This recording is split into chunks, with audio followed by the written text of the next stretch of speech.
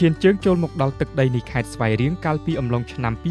2021វត្តមានរបស់រោងចក្រផលិតសម្បកកង់រថយន្តដ៏ធំយីហោសៃលុនបានក្លាយជាចំណុចរបត់ថ្មីមួយនៃវិស័យឧស្សាហកម្មធុនធ្ងន់នៅក្នុងតំបន់ជាមួយនឹងការបោះទុនវិនិយោគយ៉ាងសន្ធឹកសន្ធាប់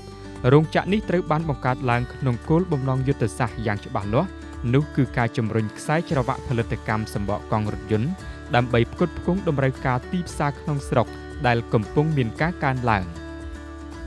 លើសពីការឆ្លើយតបនឹងសេចក្តីត្រូវការក្នុងប្រទេសផលិតសម្បកកង់រថយន្តដែលផលិតចេញពីទឹកដីកម្ពុជាមួយនេះក៏មានគោលដៅមហិច្ឆតាក្នុងការវិលុកទីផ្សារអន្តរជាតិនាំចេញផលិតផលស្នាដៃកូនខ្មែរទៅកាន់បណ្ដាប្រទេសនានាជុំវិញពិភពលោកផងដែរ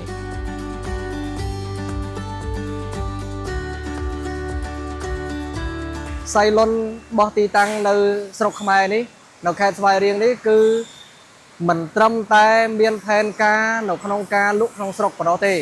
គឺយើងមានផែនការទាំងលក់ទាំងនាំចេញទាំងលក់ក្នុងស្រុកជាក់ស្ដែងការលក់ក្នុងស្រុកនេះមកទល់ថ្ងៃនេះមានរយៈពេលប្រហែលជា7-2ឆ្នាំយើងដណ្ដើមទីផ្សារបានរហូតដល់ជាប់ចំណាត់ថ្នាក់លេខ1ទៅហើយដណ្ដើមទីផ្សារប្រហែលជា30-40%ចំណែកការនាំចេញវិញយើងមានការនាំចេញជាមធ្យមចន្លោះពី150ទៅ200កុងតឺន័រក្នុងមួយថ្ងៃការផលិតក្នុងមួយឆ្នាំបានប្រហែលជា20លានគ្រាប់ហើយបានស្រូបទាញដំណាំជ័រកស៊ូខ្មែរប្រហែលជាជាង 10,000 តោននៅក្នុងឆ្នាំ2025នេះហើយថ្មីនេះដោយសារតែមានសន្ទុះនៃការគ្រប់គ្រងនៅក្នុងស្រុកនិងការនាំចេញកាន់តែច្រើនដោយសារតែប្រទេសកម្ពុជាអាចនិយាយបានថាជាភូមិសាស្ត្រសេដ្ឋកិច្ចមួយដ៏ល្អសម្រាប់ការបោះទុនវិនិយោគនៅប្រទេសកម្ពុជាគឺអាចនិយាយបានថាល្អមែនទែនទៅលើជាពិសេសបញ្ហាពន្ធនោះឯងអញ្ចឹងហើយបានរោងចក្រសម្បកកង់ឡានសៃលុននេះគាត់បានវិនិយោគនៅក្នុងស្រុកខ្មែរនេះប្រហែលជាជាង $1000 លានទៅហើយក្នុងវត្ថុបំណងគឺដូចខ្ញុំបានជម្រាបខាងដើមមានន័យថាទាំងការនាំចេញទាំងលក់ក្នុងស្រុកផងដែរហើយអ្វីដែលកម្ពុជាចំណេញគឺបញ្ហាជួយស្រូបទាញជ័រកស៊ូដែលដាំដុះពីប្រជាពលរដ្ឋខ្មែរបាទបន្ទាប់ពីយើងមានរោងចក្រផលិតកង់ឡានបាទហើយនឹងការនាំចេញបាទហើយនៅក្នុងស្រុកយើងនេះគឺយើងប្រើប្រាស់បានតែ 10% នៃផលិតផលសរុបរបស់ចការកស៊ូជប់នេះទេបាទក្រៅពីនោះយើងនាំចេញទាំងអស់ប្រទេសដែលយើងនាំចេញនឹងយើងមានទៅប្រទេសវៀតណាមបាទប្រទេសម៉ាឡេស៊ីប្រទេសជប៉ុនប្រទេសឥណ្ឌាហើយនឹងប្រើប្រាស់ក្នុងស្រុកនេះផលិតឲ្យផ្ដល់ឲ្យរោងចក្រកង់ឡានបាទហើយនឹងសិង្ហបុរីហើយនឹងចិនផងដែរ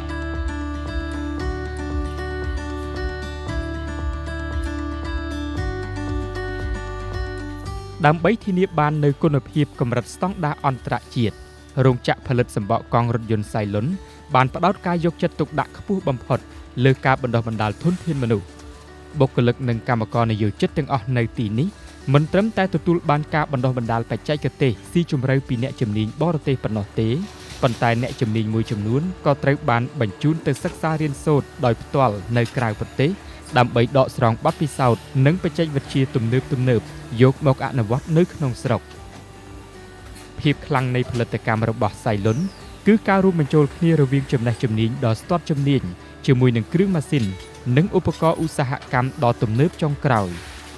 នៅក្នុងខ្សែច្រវាក់ផលិតកម្មនីមួយៗអ្នកជំនាញបានបង្ហាញឲ្យឃើញអំពីការរៀបចំយ៉ាងម៉ត់ចត់បំផុតចាប់តាំងពីដំណាក់កាលដំបូងរហូតដល់ផលិតផលសម្រេចគ្រប់ជំហាននៃការផលិតត្រូវបានត្រួតពិនិត្យតាមបច្ចេកវិទ្យា Digital ដើម្បីធានាថាសម្បកកង់រថយន្តនីមួយៗមានភាពធន់រឹងមាំនិងមានសុវត្ថិភាពខ្ពស់បំផុតមុននឹងចេញលក់លើទីផ្សារទាក់ទងជាមួយនឹងបច្ចេកវិទ្យាក្នុងការផលិតសម្បកកង់អញ្ចឹងទាំងអស់វាមាន12ដំណាក់កាលធំប៉ុន្តែខ្ញុំសូមលើកមកតែ6សំខាន់ទេទី1គឺដំណាក់កាលវត្ថុជាដើមដំណាក់កាលទី1ហ្នឹងគឺយើងត្រូវបានវត្ថុជាដើមត្រូវបានទិញដើម្បីយកមកផលិតសម្បកកង់ដំណាក់កាលទី2ជាដំណាក់កាលលាយជ័រដំណាក់កាលនេះគឺយើងបានលាយជ័រកស៊ូរវាងកស៊ូធម្មជាតិកស៊ូគីមីនិងសារធាតុគីមីផ្សេងទៀតបង្កើតបានទៅជាកស៊ូមួយដែលលាយហើយអ បន្ទាប់ពីលីចូលហើយយើងយកជ័រកៅស៊ូហ្នឹងមកធ្វើបំណែកផ្សេងនៃសម្បកកង់ឡាន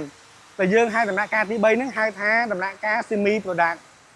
អញ្ចឹងបន្ទាប់ពីដំណាក់កាលទី3ហើយយើងយកផ្នែកនីមួយៗនៃសម្បកកង់ឡានមានដូចជាផ្នែកខាងក្នុងផ្នែកខាងក្រៅ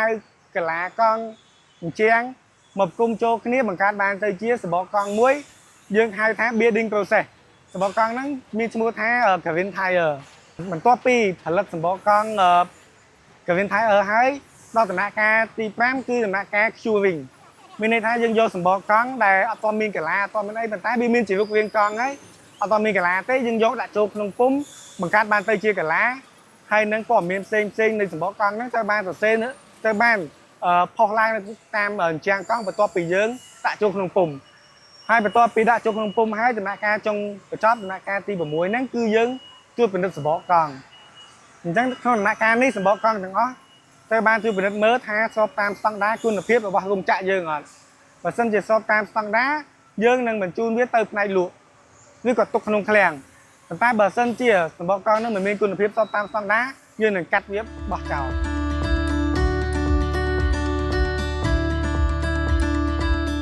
ផ្អែកលើចក្ខុវិស័យច្បាស់លាស់និងការអនុវត្តយ៉ាងខ្ជាប់ខ្ជួនតាមបទដ្ឋានបច្ចេកទេសកម្រិតអន្តរជាតិបានធ្វើឲ្យសម្បកកង់រថយន្តសៃលុនទទួលបានការគាំទ្រនិងឈរជើងយ៉ាងរឹងមាំនៅក្នុងទីផ្សារប្រទេសកម្ពុជារាល់ផលិតផលដែលផលិតចេញពីរោងចក្រនេះមិនត្រឹមតែជានិមិត្តរូបនៃភាពធន់និងគុណភាពប៉ុណ្ណោះទេប៉ុន្តែថែមទាំងត្រូវបានភ្ជាប់មកជាមួយនឹងការធានាយ៉ាងត្រឹមត្រូវនិងច្បាស់លាស់បំផុតពីក្រុមហ៊ុនទំនុកចិត្តដែលអតិថិជនមានចំពោះសៃលុនគឺជាសក្ខីភាពបញ្ជាក់ថាផលិតផលដែលផលិតឡើងនៅលើទឹកដីកម្ពុជាក្រោមស្តង់ដារបច្ចេកវិទ្យាដ៏ទំនើបគឺអាចប្រកួតប្រជែងនិងមានគុណភាពមិនចាញ់ផលិតផលនាំចូលពីបរទេសនោះឡើយចំពោះសម្បកកង់ឡានសៃលុននេះគឺមានគុណភាពខ្ពស់ហើយយើងមានការធានារហូតដល់5ឆ្នាំតែម្ដងដោយសារអីដោយសារតែមូលហេតុដែលយើងហ៊ានធានាដោយសារតែបច្ចេកវិទ្យារបស់យើងម៉ាស៊ីនយកមកផលិតរបស់យើងហើយអ្វីដែលពិសេសមួយទៀតនោះគឺជ័រកៅស៊ូខ្មែរជ័រកៅស៊ូខ្មែរគឺជាជ័រកៅស៊ូដែលមានគុណភាពខ្ពស់ជាប់ចំណាត់ថ្នាក់លេខ1នៅតំបន់អាស៊ាននេះអញ្ចឹងហើយបានផលិតចេញសម្បកកង់ឡានមកដែលល្អឥតខ្ចោះចាក់ហេតុទាំងអស់ហ្នឹងហើយដែលធ្វើឲ្យសៃលុនមានការធានារហូតដល់5ឆ្នាំ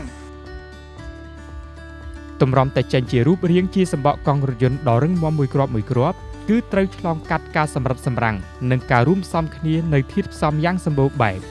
វាមិនគ្រាន់តែជាការយកកៅស៊ូមកចាក់ពុម្ពនោះទេប៉ុន្តែវាគឺជាការរួមបញ្ចូលគ្នានៅរូបមន្តបច្ចេកទេសយ៉ាងម៉ត់ចត់រវាងកៅស៊ូធម្មជាតិកៅស៊ូសំយោគសារធាតុគីមីជំនួយបង្កើនភាពស្អិតព្រមទាំងការពង្រឹងដោយគ្រោងដែកនិងសរសៃអំបោះកម្រិតខ្ពស់ធាតុផ្សំចម្រុះទាំងនេះត្រូវបានចងភ្ជាប់គ្នាដោយបច្ចេកវិទ្យាកម្ដៅនិងសម្ពាធយ៉ាងត្រឹមត្រូវបំផុតដើម្បីបង្កើតបានជាសម្បកកង់ដែលមានរូបរាងស្តង់ដារមានភាពបត់បែនខ្ពស់និងអាចទ្រទ្រង់ទម្ងន់រថយន្តបានគ្រប់កាលៈទេសៈនៃស្ថានភាពផ្លូវជាក់ស្ដែងមកទល់ពេលនេះគឺយើងនាំចេញបានជាង30ប្រទេសទៅហើយក្នុងនោះអ្វីដែលគួរឲ្យសង្កត់ធ្ងន់ខ្លាំងមែនទែនគឺប្រទេសអាមេរិកហើយនឹងសហភាពអឺរ៉ុបទាំងមូលតែម្ដងសឹងថាក្នុងអឺរ៉ុបដូចជាជាង20ប្រទេសហើយអាមេរិកកាណាដាមិនត្រឹមតែប៉ុណ្្នឹងទេសូម្បីតែតំបន់អាស៊ានយើងនេះអាស៊ីហើយនិងអាស៊ានយើងនេះក៏យើងនាំចេញជាច្រើនប្រទេសផងដែរវត្ថុធាតុដើមដែលចម្បងជាងគេបំផុតនោះគឺជ័រកៅស៊ូខ្មែរនឹងហើយក៏មានជ័រកៅស៊ូគីមីមួយចំនួនហ្នឹងយើងមិនទាន់ធ្វើបានទេអាហ្នឹងក៏នាំចូលដែរហើយតាក់ទងជាមួយរ៉ម៉ាតេរីលមួយចំនួនទៀតអាហ្នឹងក៏យើងនាំចូលដែរតែអ្វីដែលយើងចំណេញខ្លាំងគឺបញ្ហាកម្លាំងពលកម្មទី1ទី2គឺបញ្ហាវត្ថុធាតុដើមដែលជាជ័រកៅស៊ូខ្មែរអញ្ចឹងអាចនិយាយបានថាជារោងចក្រទី1ដែលជួយស្រូបទាញជ័រកៅស៊ូខ្មែរមុនគេពីមុនមកជ័រកៅស៊ូខ្មែរអាចនិយាយបានថារាប់សិបឆ្នាំហើយភាគច្រើនគឺយើងនាំចេញប៉ុន្តែឥឡូវនេះយើងមានទាំងផលិតផលក្នុងមានទាំងរោងចក្រក្នុងស្រុកហើយមានទាំងការនាំចេញទាំងជ័រកៅស៊ូផងដែរលើកពីសមិទ្ធផលផ្នែកផលិតកម្មវត្តមានរបស់រោងចក្រសៃលុនបានក្លាយជាប្រភពចំណូលដ៏សំខាន់ដោយបានផ្ដល់ឱកាសការងារជូនដល់ប្រជាពលរដ្ឋខ្មែររាប់ពាន់នាក់បុគ្គលិកនិងកម្មករនិយោជិតដែលបំពេញការងារនៅទីនេះ មិនត្រឹមតែទទួលបានប្រាក់បៀវត្សសមរម្យប៉ុណ្ណោះទេប៉ុន្តែថែមទាំងទទួលបាននូវអត្ថប្រយោជន៍បន្ទាប់បន្សំជាច្រើនទៀតដែលជួយលើកកម្ពស់កម្រិតជីវភាពរបស់ពួកគេនិងក្រុមគ្រួសារឲ្យកាន់តែប្រសើរឡើងជោគជ័យរបស់រោងចក្រនេះគឺជាគំរូដ៏ល្អមួយដែលបង្ហាញថាកម្ពុជាគឺជាគោលដៅវិនិយោគដ៏មានសក្តានុពលប្រសិនបើកម្ពុជានៅតែបន្តទាក់ទាញលំហូរវិនិយោគពីបរទេសមកបណ្ដាក់ទុនកាន់តែច្រើនបន្ថែមទៀតនោះវានឹងក្លាយជាកម្លាំងចលករដ៏ខ្លាំងក្លាក្នុងការរុញច្រានសេដ្ឋកិច្ចជាតិឲ្យកាន់តែមានកំណើនខ្ពស់បង្កើតការងារកាន់តែសម្បូរបែបនិងពង្រឹងភាពម្ចាស់ការលើផលិតកម្មក្នុងស្រុកប្រកបដោយចីរភាពគឺថាអាការនេះគឺជាការល្អបំផុតហើយដូចជាបងប្អូនទាំងអស់គ្នាដឹងថារោងចក្ររបស់យើងគឺជារោងចក្រទី1ផលិតសម្បកកង់នៅក្នុងប្រទេសកម្ពុជា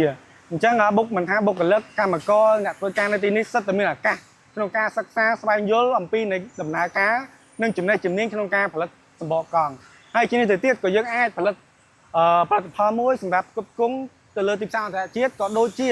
ផលិតផលមួយសម្រាប់ផ្គត់ផ្គង់លើទីផ្សារស្រុកខ្មែររបស់យើងដែលមិនចាំបាច់ពឹងផ្អែកលើការនាំចូលអត្ថប្រយោជន៍ពួកគាត់ទី1គាត់វាយបង្កើតរូបកង់បានចំនួនច្រើនគាត់បានលុយរង្វាន់លើប្រាក់ខែនឹងគុណនឹង1គុណនឹង2អញ្ចឹងដូចថាទី1គាត់បានប្រាក់ខែផ្សេងទី2គាត់បានលុយរង្វាន់ផ្សេង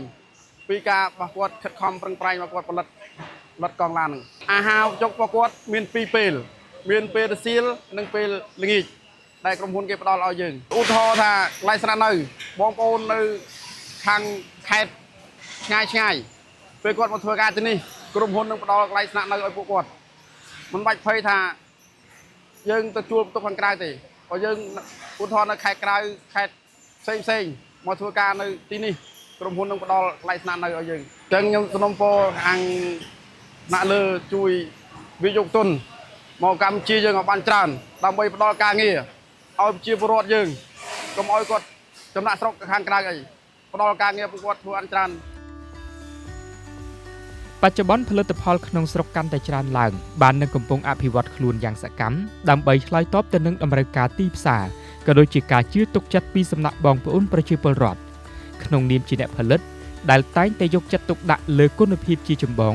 មានតែការអំពាវនាវនិងសំណូមពរយ៉ាងទទូចដល់បងប្អូនខ្មែរគ្រប់រូបសូមមេត្តាបន្តផ្ដល់ការគាំទ្រនិងប្រើប្រាស់ផលិតផលដែលផលិតឡើងក្នុងស្រុកឲ្យកាន់តែច្រើនបន្ថែមទៀត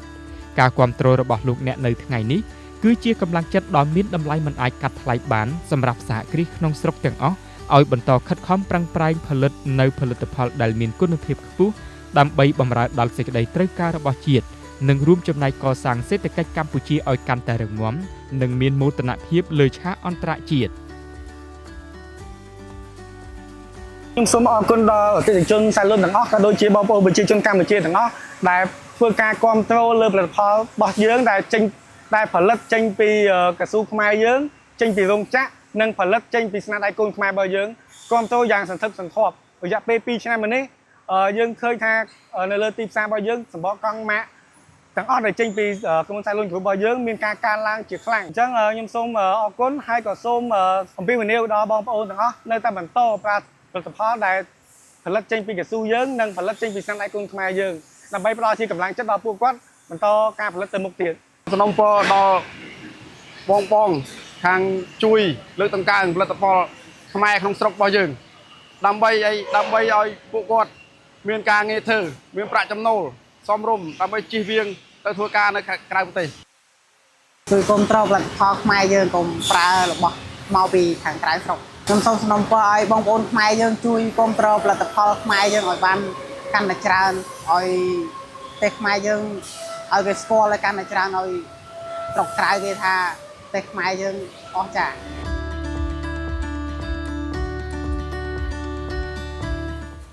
ជាការពិតណាស់ចលនាខ្មែរស្រឡាញ់ខ្មែរប្រើផលិតផលខ្មែរមិនត្រឹមតែជាពាក្យស្លោកនោះទេប៉ុន្តែវាគឺជាកម្លាំងចលករដ៏មានឥទ្ធិពលក្នុងការជំរុញខ្សែច្រវាក់ផលិតកម្មក្នុងស្រុកឲ្យកាន់តែរីកលូតលាស់នៅពេលដែលបងប្អូនជ្រើសរើសប្រើប្រាស់ផលិតផលស្នាដៃកូនខ្មែរវានឹងធ្វើឲ្យចរន្តសាច់ប្រាក់វិលជុំនៅក្នុងប្រទេសបានយ៉ាងល្អប្រសើរដែលជាគ្រឹះដ៏រឹងមាំក្នុងការបង្កើនចំណូលសេដ្ឋកិច្ចជាតិតាមរយៈស្មារតីសាមគ្គីភាពនេះវានឹងជួយកែប្រែគ្រប់វិស័យឲ្យកាន់តែរីកចម្រើន ជួយឲ្យជីវភាពប្រជាពលរដ្ឋយើងមានភាពធូរធារនិងពោរពេញដោយភាពសម្បូរសប្បាយរួមគ្នាគាំទ្រផលិតផលខ្មែរដើម្បីមោទនភាពជាតិនិងអនាគតដ៏រុងរឿងរបស់កម្ពុជាយើង។